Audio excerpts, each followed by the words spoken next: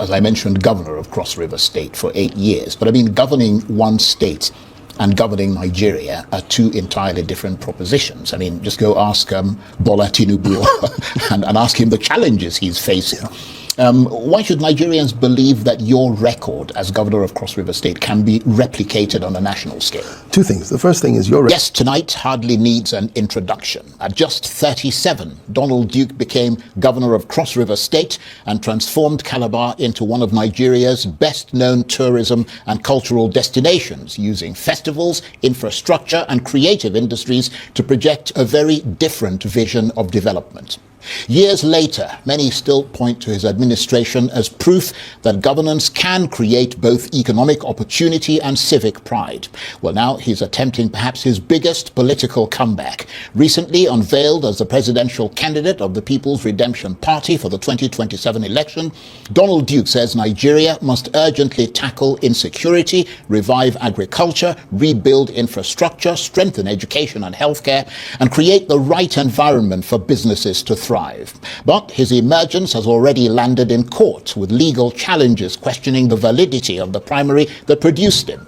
So, beyond the rhetoric, can a candidate running outside Nigeria's dominant political parties realistically reshape the national conversation?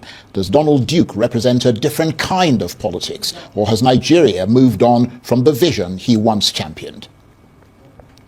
Well, for more on this, I'm genuinely delighted to say that the People's Redemption Party's newly minted flag bearer and former governor of Cross River State, Donald Duke, joins me now exclusively in the studio. How delightful to see you again.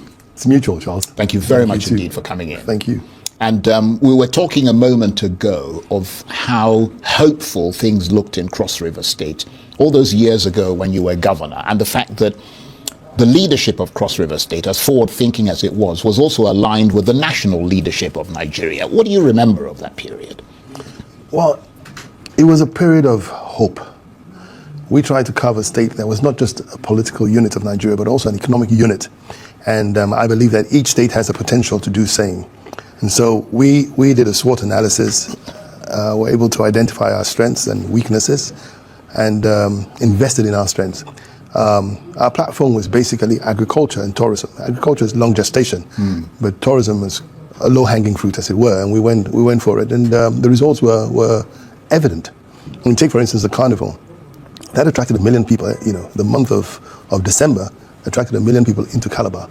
And the economic stimulus that provided was enormous. Then traveling across the state to the ranch, and Buancho in the middle of the state, which is probably one of the most forested parts of Nigeria, was exciting. Kids left with memorable experiences. I met a young man, 2 of them actually, and they said at the age when they were about 10, they were visiting the ranch, and they spent about a few days there. And the mom said, "Okay, we have to go back now." And they said, "No, we don't want to go back to Nigeria."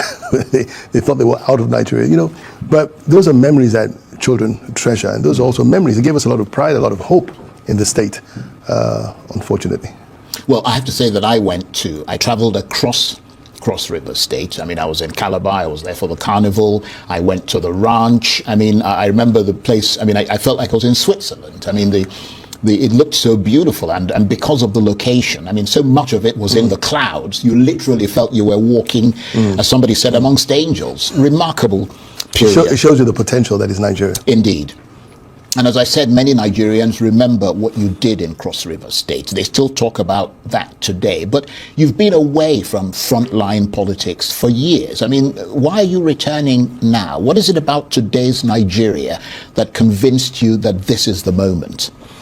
It's the urgency, the clear and apparent urgency of where we are today. You could be a spectator and make all sorts of analysis, or you can get involved. The folks who are in charge of the country today are generally my generation, as it were. And the president and I were the class of 99. But the direction the country is going, I think, requires very urgent intervention. I do not see us going, we used to say, look, where would we be in 10, 20, 30 years? Another 4 years, if we don't change the trajectory, I see disaster is already looming. It will deepen further. I'm not a member of the ruling party, as it were. So automatically, I'm in the opposition. Ideally, the opposition should come together. Ideally, I mean, the reason why you have a stable democracy in the Western world, you have primarily two major parties. There are other parties, but two major parties. So it's either or. We have a splintered opposition with a common goal, right? It doesn't work that way. So I want to be the voice of reason, because eventually, I think we all have to come together to decide where this country would go. And the egos at play, right? We need someone who can help or speak to them or speak to these egos, because we're in a bad place. I'm going to come back to that in a moment. The very important issue that you raised there of unity amongst the opposition. But you have spoken just a minute ago and at other sort of forums about Nigeria's enormous potential. Looking at the country today, and you touched on that earlier, what do you think is fundamentally broken? Is it the economy? Is it governance? Is it leadership? Or is it something deeper than that? A combination of all. The economy is broken, it's not growing, and I'll give you instances. Let me start from there. And I've used this, I've replayed this analogy over and over again. 46 years ago, our population was 75, 76 million. Federal national budget was 25 billion. This was the Shagari years. Our population today is in excess of 230 million. Our national budget is still hovering around the 20s. Now, the value of the dollar at that time is different. So you could see the stark consequences of that. Whether you call it Boko Haram, you call it ISWAP, you call it banditry, kidnapping, those are the fallouts. Those are the symptoms of inadequacy. We have not grown the economy. That's one. Governance is poor. I mean, in the last close to 20 years, there's been very little governance going on. More of politics than governance. You know, the recent scandal where someone sets up an office and a federal secretariat, but is not an institution of government, shows that there's poor governance in the system. I mean, nothing speaks louder than that. So you have poor governance. You have poor governance as a derivative of leadership. And of course, you have an economy that is just not growing.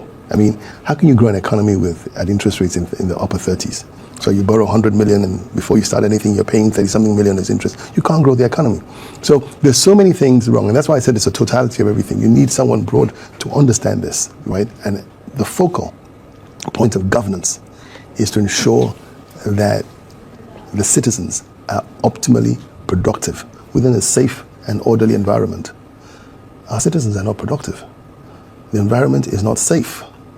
There's no order. So it's chaos. This, if it's not stemmed now, the urgency of now, I wouldn't want to be around in the next 20, 30 years. I mean, we all pray for long life, and of course we add prosperity to it. Long life, endangered long life is not what I would pray for anyone, not just myself.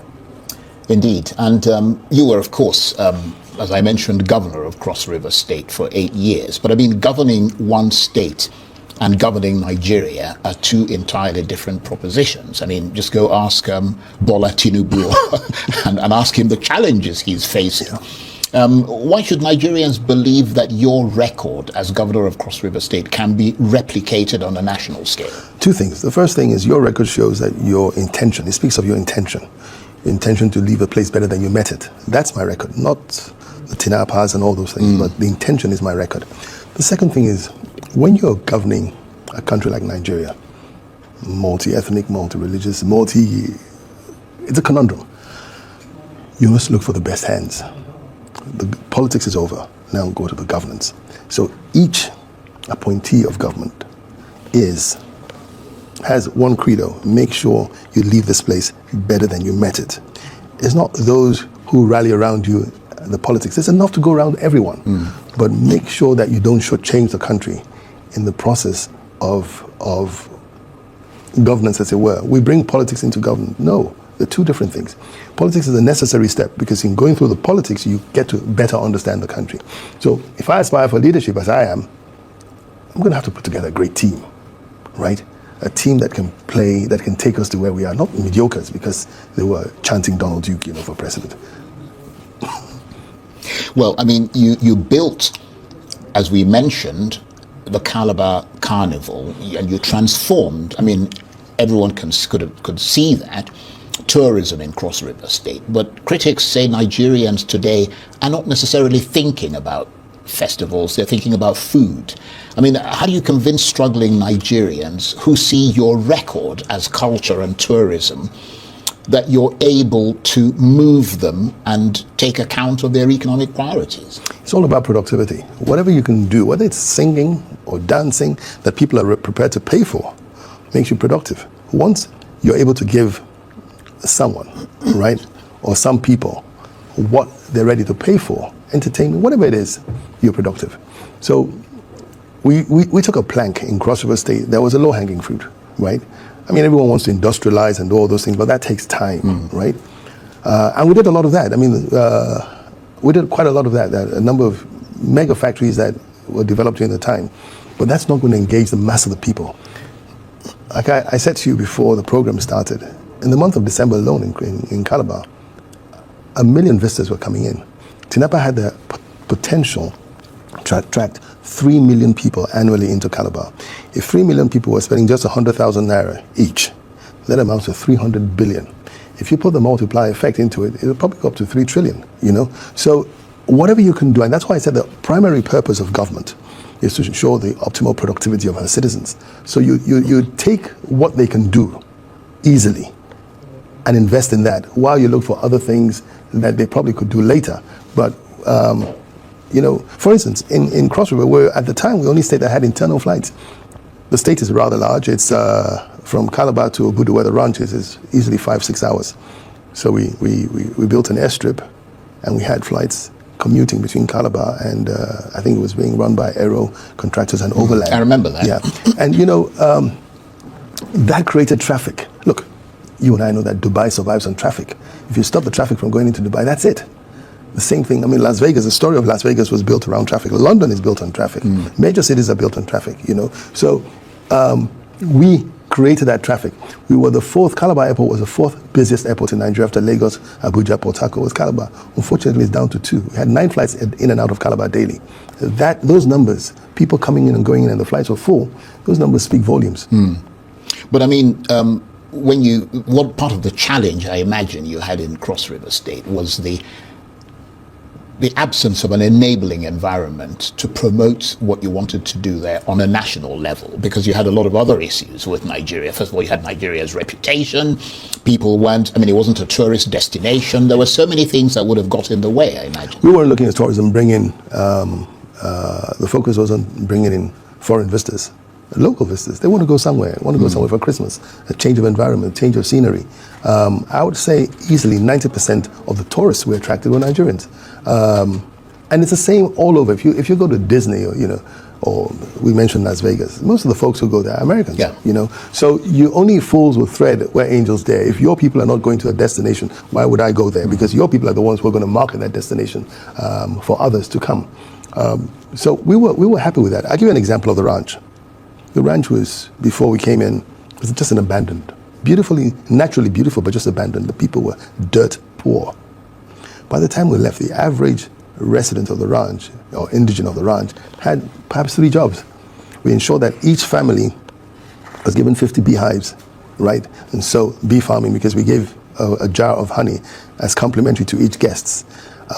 We encouraged them to do whatever sort of farming, whether it's poultry or goat herding or piggery, and we ensured that all that the ranch required was first given to the residents, to the locals, to, you know, apart from working in the hotel and providing services and tour guides and all that. So literally everyone had a job. And so we also had to upgrade the place. You don't want a tale of 2 cities, people living in shanties and a sparkling place. I mean, the ranch was so beautiful that the Japanese government provided all the electricity that we required, that they did it. I mean, the ambassador was so impressed, you know, and we had tons of foreign investors, the international agencies, USAID, DFID, and all of them.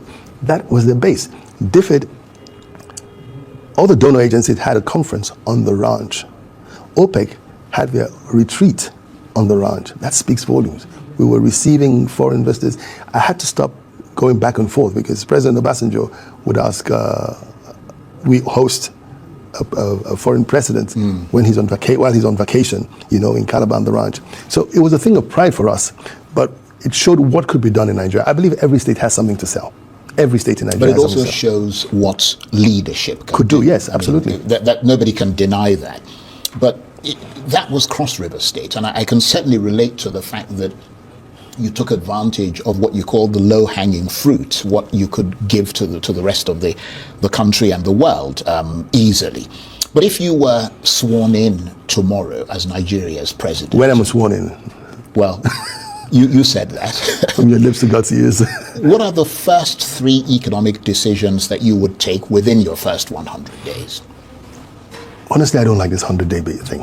The first 100 days will be to set the agenda and get the folks who work in the system to understand the agenda and let them know that there will be consequences for not meeting their targets. Because, broadly put, it won't be business as usual. If you are not able to meet a target, you go, right? We would work on designing a financial system that enables productivity, which doesn't exist. I said with 38 or 35% interest rates, you are undermining the economy. And they'll tell you inflation. Inflation is not caused by the loans, affordable loans. Affordable loans promote growth. Inflation is caused, in our circumstance, by high cost of governance and absurd costing of petroleum products because we don't understand the concept of energy in the world today. And are we not investing in ourselves? So we need to deal with that. And importantly, we need to work on the judiciary. This country will not move forward until we sort out the judicial process.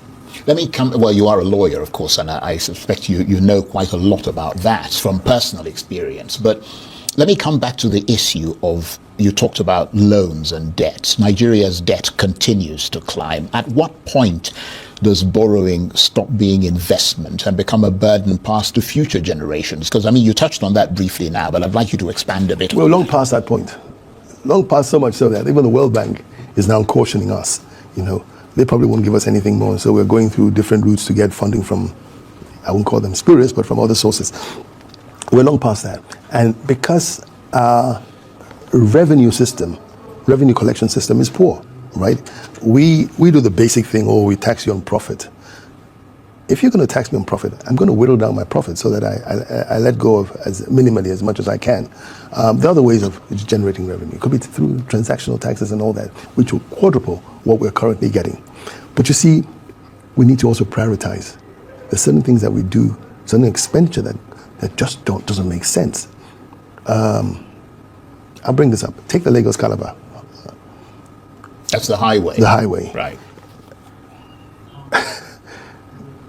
I know the country cannot afford it. You cannot build a road on the coast from Lagos to Calabar. I mean, you can't even go through Bayelsa. Bayelsa is, even Yenagoa, the capital, is swamp, right? You'll probably have to build about 100 or 200 bridges to go through those swamps. But there's already a road to Calabar. I've driven from Lagos to Calabar several times. If the road is poor, fix it. I don't think that road is going to go beyond Ekpe, right? And I think the road serves other purposes because I drove once on the road and all I saw on the right flank going towards Ekpe was land reclamation and all that. So there's some expenditure we make that does not reflect the realities of our circumstance. So you've got to prioritize, focus on what is required. The amount going to be spent on that road could be better spent providing electricity, could be better spent upgrading your healthcare system. Last year, I think the capital budget that was released for health was barely 36 million naira. This came from the minister himself. That's pathetic for a country of 230 million people, not to talk of the schooling system that is hardly funded. So you prioritize, focus on your priorities, recalibrate your revenue system, look at the horrendous cost of gas. I said I was going to talk to you about energy. Everything is energy. Charles, your energy. If your spirit departs from your body, the energy is gone. Gone, right? So everything nature has provided is drawn from energy. The sun is energy. The humankind started making progress, right, when they discovered fire, which is also energy. We are blessed with all the known forms of energy, from the crudest, which is human. And that's what slavery was all about, energy. They needed the energy of the human to do their work.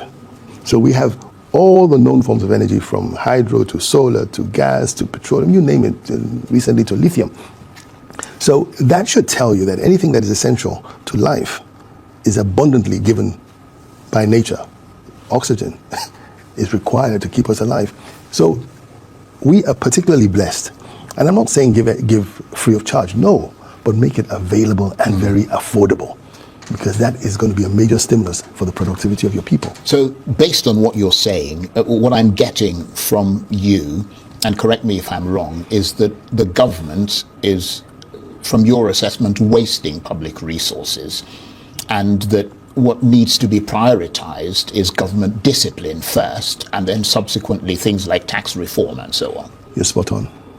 Yes, you're spot on. We've not shown, we still live in what we term the glory days, which were not that glorious, but compared to where we are today, they were glory days. And we've not come to realize that the party's over. We now need to be austere, right? Focused, disciplined, and there must be consequences, right? Too many things have gone wrong, and people get away with all sorts. And so the fear is not there. And it's the system does not encourage accountability. You know, so the governance structure must change. We're talking about high costs of governance and all that. Why do you need a bicameral system of legislature? You don't need it. You can do with only a Senate. You don't need a House of Representatives, right? You don't, So political reform then absolutely would be a priority it's imperative. to you. It's imperative. Right. It's imperative. A form of restructuring. Well, yes, we need to restructure to come to terms with our circumstance. We talk of shrinking government. You look at the legislature, it's bloated, and each one wants to live like a prince. You've got to curb that. You've got to strengthen the judiciary. You've got to expand it. My thinking, if I go to court, I should get judgment within 90 days. The politicians have done it for themselves. From the tribunal to the Supreme Court is 6 months. That is good for everyone too. You're going to be a major source of disincentive for FDIs if they know they can't get justice in your system. And that's why when you go into transactions, they put arbitration in London and Switzerland and all that, because they don't trust your system. You want to make money in this country, but if there's a problem, you want to run to London to sort out the problem. I think it's vexatious, and I also think that is in itself an insult to the nation. You like our resources, but you don't trust the system. So there's so many things we've got to do. So when people talk of 100 days, and that's why you need a cabinet of doers, expert doers who know what they're going to do, not just political appointees, because there's so much work to be done in every sector of the country. Very interesting, and I'm going to turn to the issue of security, because that's absolutely imperative. But if we run out of time, I mean, we're going to take a break and come back and continue the chat. So we haven't ended by any stretch of the imagination. But let me turn to that issue of security. Every presidential candidate, and I've spoken to all the prominent ones, say security is their priority. Specifically, what would you do differently? Charles, anything that is essential has to be local. So, for instance, one of the pitfalls of electricity in our country is that we have not localized it.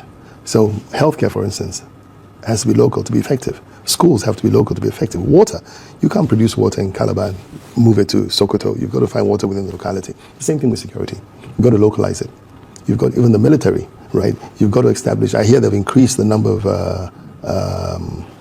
divisions, right? The army. To 12. Yeah. I would even go further than that, right? And that's why in the United States they have national guards in literally every state, because they've got to deal with those issues within the ambient, within the state. So you can't have a division, for instance, in Kaduna dealing with issues in Borno. They're so far apart. That is one.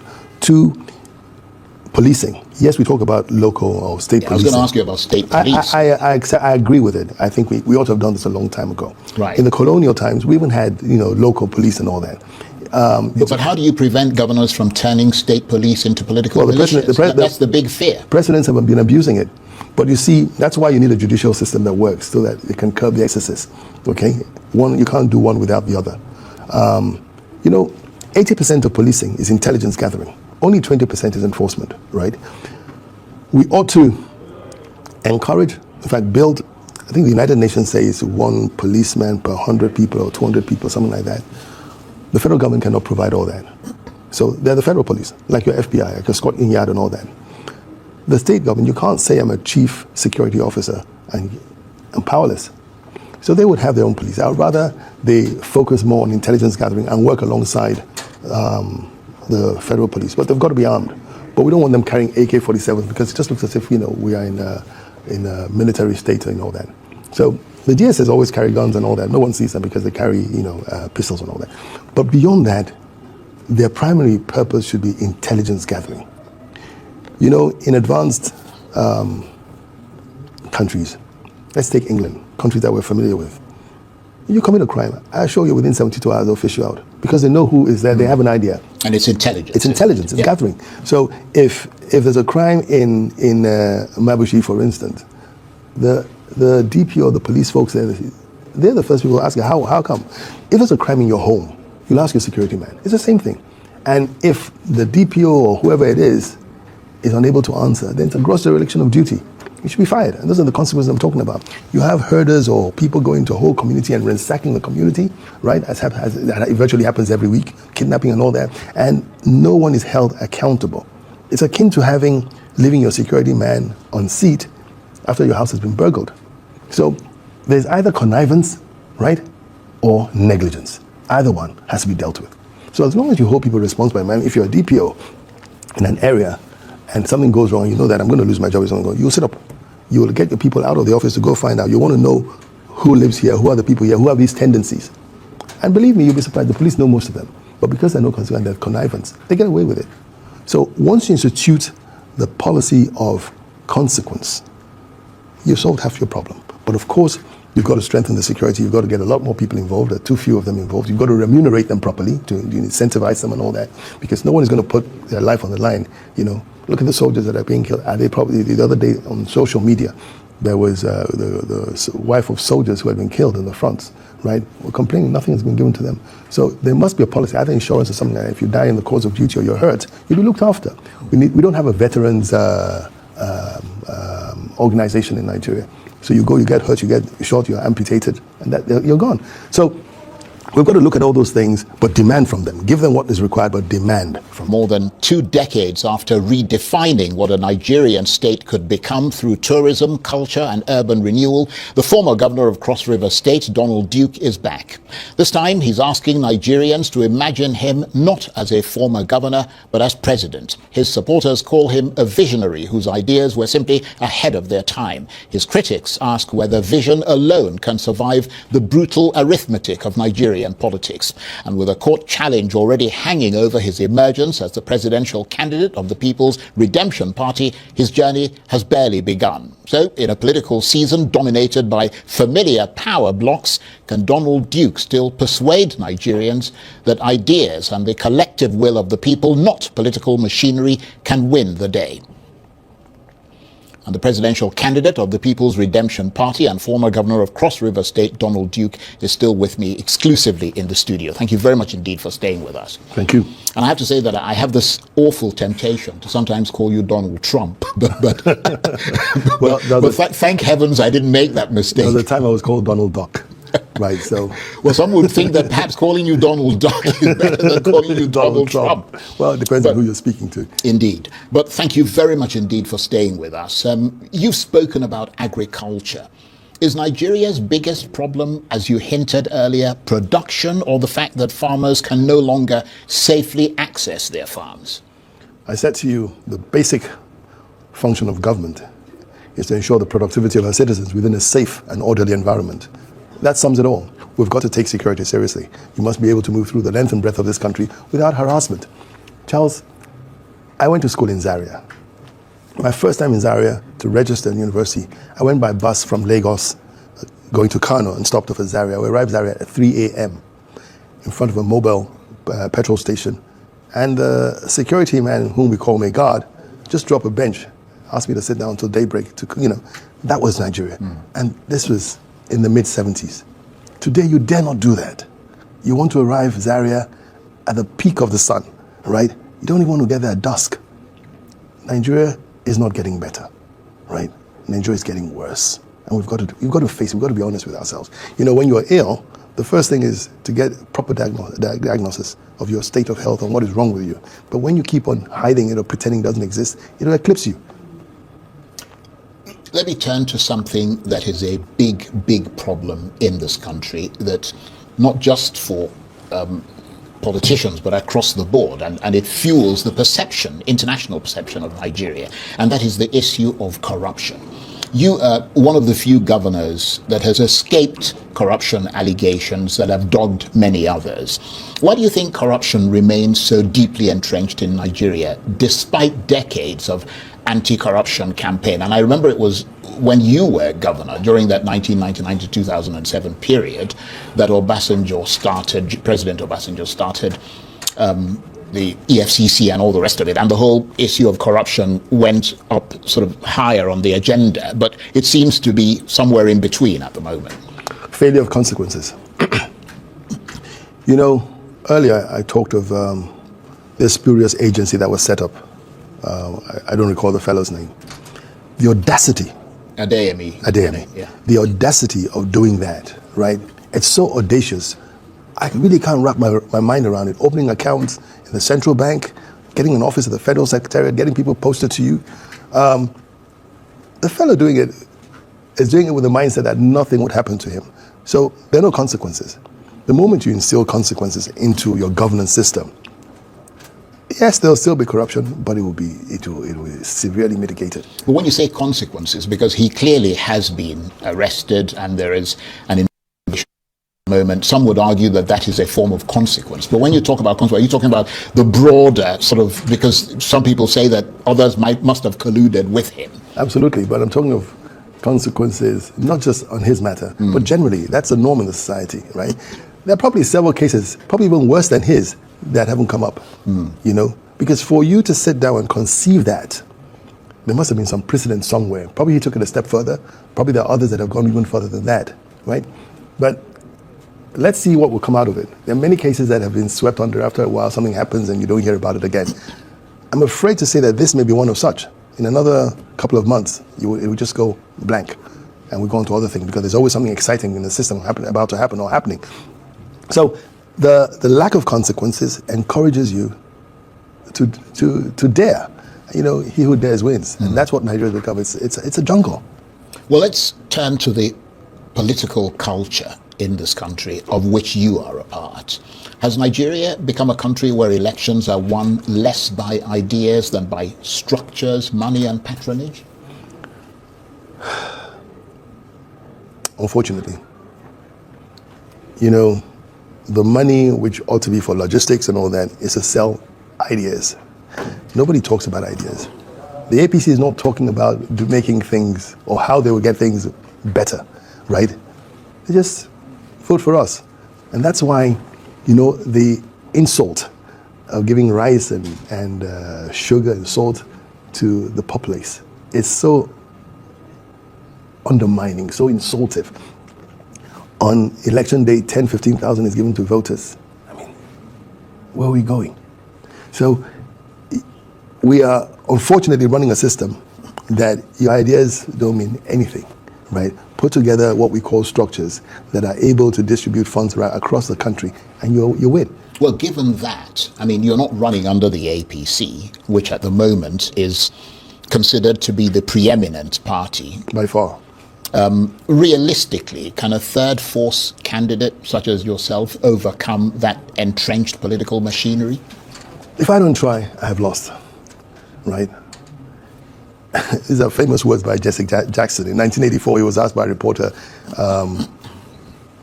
Mr. Jackson, what makes you think you can win? He said, if I run, I might lose. If I don't run, I'm guaranteed to lose. A house is on fire, and I say, well, I'm not able to put it off, so let me walk away. Whatever effort you can do and attract like minds to come together to save this country, we ought to do it. It's a Herculean task. I have no illusions about it. But we must keep on trying. As long as there's life in us, we must keep on trying. Nevertheless, I mean, it must be clear, and again, you touched on this earlier, but it must be clear that you remaining in the race would split opposition votes. Would you consider stepping aside for another candidate, or are you in this race to the finish? I would like to be in the race to finish, but, you know, regardless of what party you're in, as long as you're not in the APC, you're opposition. We need to talk, right? We need to let the egos come down, right? We have a common objective, right? And that's why in some climes they have a government of national unity. You need to put broadly the opposition together, right, to tackle this country, because no one individual no matter how smart you may think you are, and no one individual can get it right. We all have to put. But do you think that is possible? Because, I mean, you had the whole idea of the ADC was to build that opposition coalition. I believe you were initially in the ADC. Yes, I was. Peter Obi was in the ADC. Virtually everyone in the opposition came in there. But now they've all gone away. We're all splintered. Yeah. And that's why I said I'm back in this race. You see, I alluded to a football match. There are 100,000 people in the stadium. Each one is a soccer buff. Each one believes he knows better than the players on the field, but only the 25 people, the 22 players, the linesmen and the referee would decide the outcome. The problem with the opposition, huge egos, right? They need a voice of reason within their ranks. I want to be that voice of reason, be able to talk to them that, guys, look, if our common objective, right, is on seating APC, you're not going to do it with a fractured opposition. We saw it happen in 23, right? And we're repeating it again. It means that there's something wrong with our senses. We're not thinking straight. Now, your emergence, because for the moment, I mean, the opposition hasn't come together yet, although you're saying that that's something you'd like to encourage. Your emergence as the PRP candidate is being challenged in courts. Are you confident that you'll still be your party's candidate when the 2027 election begins? Charles, I'm a lawyer. I can look at a case and decipher its merits. It's spurious. The guy says I wasn't a member of the party. The party says he's a member, right? Even a court has said that, you know. So I'm not worried about him. It's a distraction. Maybe he's trying to let his ego down slowly. I've reached out to him. He's rebuffed it. But, you know, I'm not going to stop what I'm doing because someone's run to court. And it's become a culture in Nigeria. The moment you lose an election, you run to the courts. And the courts entertain this nonsense, right? And drag it on and all that. When I ran under SDP, I had to go right through to the Supreme Court, right, to get the mandate. By the time the Supreme Court gave judgment, it was just about a week or two to the elections. So it's become the culture of failure. Once you fail, you go try to get respite at the Supreme Court or in the court, in the judicial system. No, I'm confident of the case we have. I have the party behind me, and the grounds for going to court are silly, putting it lightly. Right. Now, Nigeria has produced some very smart politicians, charismatic politicians like yourself, many people would admit, and powerful politicians. What, in your view, has been missing from Nigerian leadership since 1999? Selfish, self-centered. People have found their way into power. It's about personal aggrandizement, and not just monetary. It's me, myself, and I. And that's the problem with the opposition, right? We all can't be president, you know, but we all have to look at the objectives. Where do we want to take our country to? And once we find that commonality, we should come together.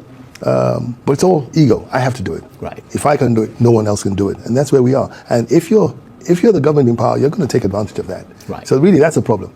Now, I've got literally 1 minute to end this fascinating conversation. Talk to the Nigerian people directly. They become deeply cynical. They've heard promises before. Why should they believe that Donald Duke is different? I have a track record. I took a state that was barely on the map, along with some others, because I hate saying that I did it on my own. But I led a team, right? Carefully selected. And a lot of what I've said to you, I put it to work, and it worked. You've got to look at the track record of those who have put themselves forward. What did they do in the past? Because if you don't, then you're going to be experimenting on this fellow. No matter how eloquent he or she may be, what were you doing in the past? If you were in the private sector, how successful were you in the private sector? If you're in the public sector, if you held public office before, what have you done? What are your tendencies? What are your, do you have criminal records and all that? All those things have to be looked at. So that's what I'm selling, the ability to get things done. Okay. On that note, I want to thank you very much indeed. Donald Duke is the presidential candidate of the People's Redemption Party and former governor of Cross River State. Thank you. Thank you. That's it for this edition of Arise Prime Time.